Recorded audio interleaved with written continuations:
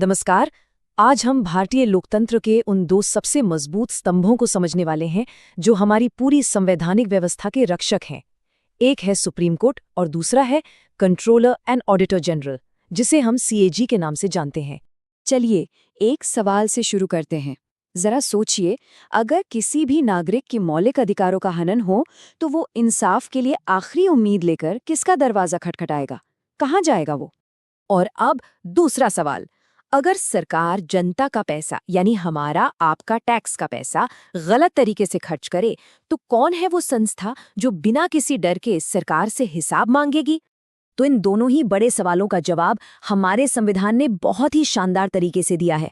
अधिकारों की रक्षा के लिए हमारे पास है सुप्रीम कोर्ट और जनता के पैसों की रखवाली के लिए है सीएजी।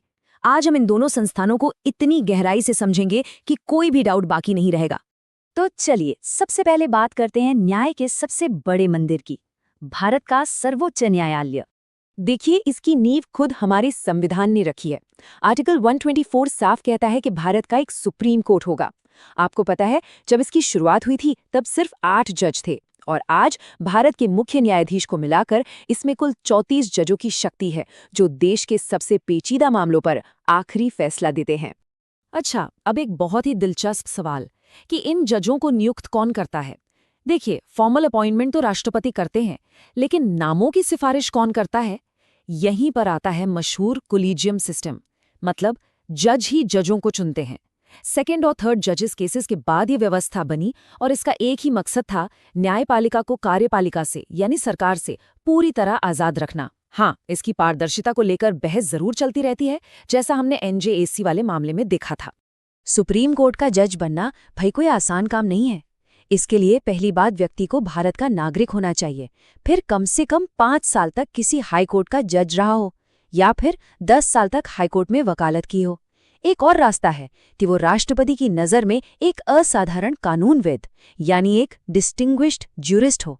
जज अपने पद पर 65 साल की उम्र तक बने रहते हैं और उन्हें हटाना, जिसे महाभियोग या इम्पीचमेंट कहते हैं, उसे जानबूझकर बहुत ही ज्यादा मुश्किल बनाया गया है। इसके लिए संसद में एक स्पेशल मेजॉरिटी चाहिए होती है। क्यों? ताकि जज बिना किसी डर या राजनीतिक दबाव के फैसले ले सकें। उनकी आज़ादी ही तो न्याय की असली गारंटी है। तो जब आज़ादी पक्की हो गई तो अब बात करते हैं सुप्रीम कोर्ट की अपार शक्तियों की। इनको हम मोटे तौर पर 5 तरह के क्षेत्राधिकार यानी ज्यूरिसडिक्शन में बांट सकते हैं: original, writ, appellate, special leave और एडवाइजरी। आइए एक एक करके समझते हैं। इनमें से जो रिट क्षेत्र अधिकार है यानी आर्टिकल 32, वो सबसे खास है। खुद डॉक्टर BR अम्बेडकर ने इसे संविधान का हृदय और आत्मा कहा था। अब जरा सोचिए, ये कितना महत्वपूर्ण अधिकार है जो हर नागरिक को ये शक्ति देता है कि वो अपने मौलिक अधिकारों की रक्षा के लिए सीधा देश की सबसे बड़ी अदालत का दरवाजा खटखटा सके। और सुप्रीम कोर्ट की सबसे बड़ी ताकतों में से एक है जुडिशियल रिव्यू यानी न्यायिक समीक्षा। ऐतिहासिक केशवानंद भारती केस में दिए गए संविधान के मूल ढांचे के सिद्धांत के जरिए सुप्रीम कोर्ट ये पक्का करता है कि संसद अपनी शक्तियों का गलत इस्तेमाल ना करे। मतलब संसद संविधान में बदलाव तो कर सकती है, लेकिन उसके मूल स्वरूप को, उसकी आत्मा को नहीं बदल सकती। अगर ऐसा कोई कानून बनता है तो सुप्रीम कोर्ट उसे रद्द कर सकता है। ये लोकतंत्र में एक मजबूत चेक एंड बैलेंस बनाता है। चलिए अब हम लोकतंत्र के दूसरे संरक्षक की ओर बढ़ते हैं। जहां सुप्रीम कोर्ट कानूनी और संवैधानिक अधिकारों का रक्षक है, वहीं ये संस्था हमारे और आपके पैसों की रखवाली करती है। जी हां, अब बात करते हैं कंट्रोलर एंड ऑडिटर जनरल यानी सीएजी की। संविधान का आर्टिकल 148 सीएजी को एक स्वतंत्र संवैधानिक संस्था का दर्जा देता है। अब ये स्वतंत्रता इतनी जरूरी क्यों है? ताकि ये संस्था बिना किसी राजनीतिक दबाव के सरकार के हर एक रुपए के खर्च का ऑडिट कर सके। इसका सीधा सीधा काम ये देखना है कि जनता का पैसा कानून के मुताबिक और सही तरीके से खर्च हो रहा है या नहीं। सीएजी की नियुक्ति राष्ट्रपति करते हैं, पर यहाँ गौर करने वाली बात यह है कि उन्हें पद से हटाने की प्रक्रिया उतनी ही कठोर है जितनी सुप्रीम कोर्ट के किसी जज की। ये प्रावधान इसीलिए किया गया है ताकि सीएजी बिना किसी डर के सरकार के काम पर सवाल उठा सके और अपनी आज़ादी और निष्पक्षता बनाए रख सके। सीएजी का दायरा बहुत ही बड़ा है। जैसा कि हम देख सकते हैं, वो केंद्र सरकार से लेकर सभी राज्य सरकारों और यहाँ तक के सरकारी कंपनियों यानी PSUs के खातों की भी जांच करते हैं। और ये ऑडिट सिर्फ हिसाब किताब नहीं है, ये फाइनेंशियल ऑडिट हो सकता है, यानी क्या पैसा सही खर्च हुआ, ये कंप्लायंस ऑडिट हो सकता है, यानी क्या नियमों का पालन हुआ, या फिर ये परफॉर्मेंस ऑडिट भी हो सकता है, यानी जिस काम के लिए पैसा खर्च हुआ क्या वो लक्ष्य पूरा भी हुआ। अच्छा, एक बात सोचिए, देश में जो इतने बड़े बड़े घोटाले हुए, जैसे 2G स्कैम या कोल स्कैम, ये सब सबसे पहले जनता के सामने आए कैसे? इसका सीधा जवाब है CAG की रिपोर्ट्स में। ये समझना बहुत जरूरी है कि CAG किसी को सजा नहीं देता, ना ही किसी पर जुर्माना लगाता है, लेकिन CAG की रिपोर्ट वित्तीय गड़बड़ियों का पर्दाफाश करती है, जिसे संसद और जनता के सामने रखा जाता है। तो CAG की असली ताकत है एक्सपोजर। वो सच्चाई को सबके सामने ले आता है। तो अभी तक हमने दोनों संस्थानों को अलग अलग समझा।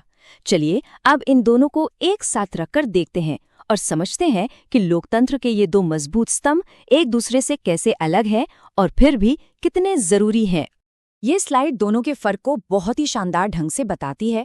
सुप्रीम कोर्ट एक जज है जो कानून की व्याख्या करता है, आखिरी फैसला सुनाता है और न्याय दिलाता है। वहीं CAG एक ऑडिटर है जो खातों की गहराई से जांच करता है और सरकार के काम में पारदर्शिता और जवाबदेही लाता है। तो एक न्याय देता है और दूसरा सच्चाई सामने लाता है। चलिए अब परीक्षा के नजरिए से सभी जरूरी तथ्यों का एक फटाफट रिवीजन कर लेते हैं। आइए इस टेबल पर फोकस करते हैं, ये एग्जाम के लिए बहुत जरूरी है। Supreme court article 124, CAG article 148। एक की नियुक्ति कोलेजियम के जरिए होती है, दूसरे की सीधे राष्ट्रपति द्वारा। एक का कार्यकाल 65 साल की उम्र तक है, जबकि दूसरे का 6 साल या 65 वर्ष की आयु, जो भी पहले हो। लेकिन सबसे बड़ा फर्क उनकी भूमिका में है। एक संविधान और मौलिक अधिकारों का संरक्षक है, तो दूसरा जनता के पैसे का संरक्षक है। तो अगर हम सार देखें तो सुप्रीम कोर्ट ये सुनिश्चित करता है कि देश में कानून का शासन चले, यानी रूल ऑफ लॉ, और CAG ये सुनिश्चित करता है कि सरकार वित्तीय रूप से जवाबदेह हो, यानी फाइनेंशियल अकाउंटेबिलिटी। ये दोनों मिलकर ही भारतीय लोकतंत्र की नींव को मजबूत और अटूट बनाते हैं। और अंत में इस एक बहुत ही महत्वपूर्ण विचार के साथ समाप्त करते हैं कि CAG एक वॉचडॉग है, ब्लड हाउंड नहीं। इसका मतलब क्या है? इसका मतलब है कि CAG का काम नज़र रखना है, गलतियों को पकड़ना और उसे उजागर करना है, ना कि किसी के पीछे पड़कर उसे शिकार बनाना। ये एक बहुत ही ज़रूरी फ़र्क है जो उसकी निष्पक्ष और स्वतंत्र भूमिका को पूरी तरह से साफ करता है।